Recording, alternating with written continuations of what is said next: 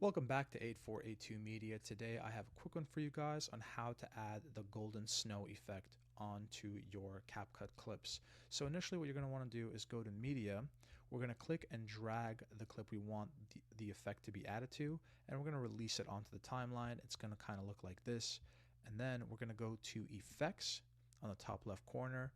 Under Video Effects, we're going to click on Trending, scroll down, and then right here we have the golden snow.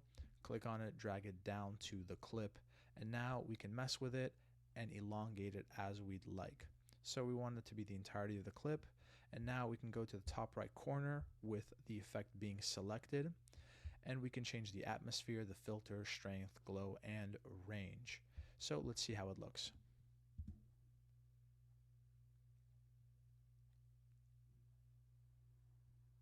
Guys, if this was helpful in any way, please leave a like down below. If you guys have any questions, comment down below.